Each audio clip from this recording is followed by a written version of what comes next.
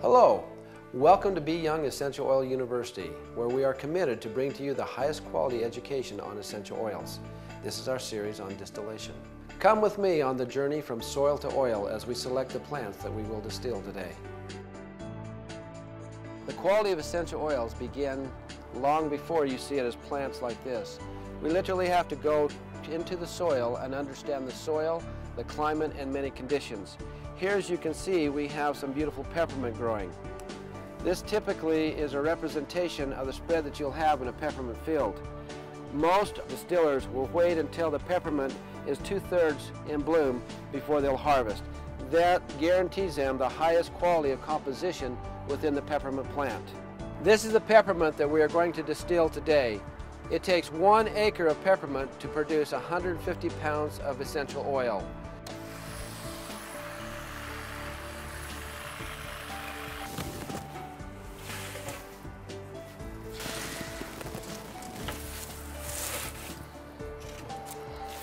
This is what will go into our distillery to produce our 5 ml of essential oil.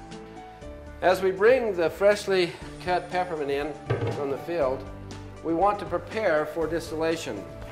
It is very important to note that high quality essential oils can be destroyed in this process if we do not understand the correct way to distill the plants. Before we start distilling peppermint, let's talk about the distillery and all of its moving parts. This is the cook chamber, and it's divided into 2 parts, the steam generating area and the cooking area. The steam is generated from a propane burner that warms the water to steam within this here torch area. The steam passes through the plant material into this pipe up into a coiled condenser, and as you can see, the coils within the condenser. The oil and steam is condensed.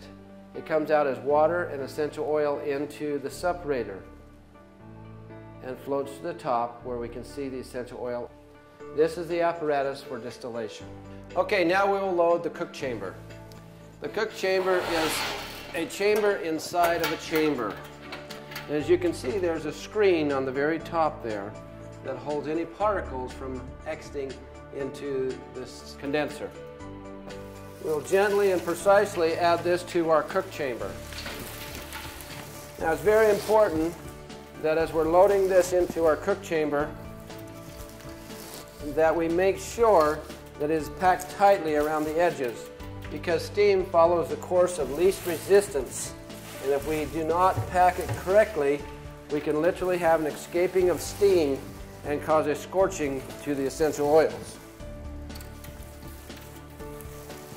Once the plants are packed tightly within the cook chamber, we add to the bottom a screen that allows the steam to penetrate through into the cooked material, so we can acquire essential oils from non-pressure steam distillation.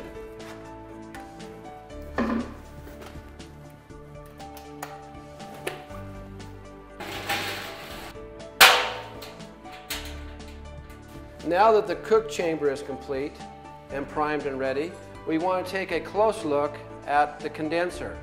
Here is where the steam will enter the condenser, exiting out of the pipe on this end. These coils are what the cold water passes through, causing a recondensing of the steam and essential oil vapors, which will come back down into this pipe and on out. As we put the collecting tube on, it slides down and into this sleeve.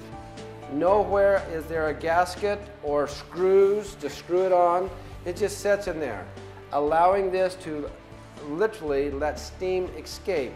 That way there is no way that we could ever build pressure that would cause damage to the essential oil. The next step to the distillation process is what we call the swan neck. This is a tube that connects your condenser to your separator. This swan neck is just a very straight piece of pipe. Again, no gasketed material here on this end or on this end. And this allows zero pressure to build. We distill at 0 atmospheric pressure. This is the proper way to get the highest quality essential oils available. Now our system's complete. We have our cooker, our condenser, and our separator. As you can see, we've attached the water sources for the condenser here. This is cold water going in, and our other pipe over here is the hot water that will be heated up from the condensing process out to the wastewater. Let's spend some time talking about the separator. There's some very important features here that really need to be seen. As you can see, there's a hollow tube right here allowing the steam to escape. Again, another safety valve to make sure we build zero pressure. Once the oil and water starts coming into the separator, it will come down this center tube and start filling up the bottom here. As you can see, this tube here literally comes out the bottom and the swan neck comes up, and this is the floral water escape. We must add water up beyond this level, otherwise the first drops of essential oil will come in and go into this tube and out into the floral water. As this tube continues to fill with water, it will get all the way up until it hits this here critical point, and then water will begin to come out of here. This will be our floral water, and the essential oil will stay inside of the tube, and it'll start building a deeper and deeper path of peppermint essential oil. As you can see, the peppermint oil floats gently to the top of the water, and now you can see the collection of this wonderful plant's essence.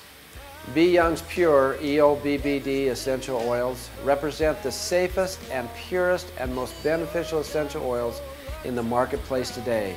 It means that we have searched the world over for the purest, wild-crafted or organically grown plants, and then protected the chemical compounds in that plant to bring to you the liquid manifestation of the power of nature. B. Young does not need to improve on what nature can do. Nature is complex, so we do not have to be.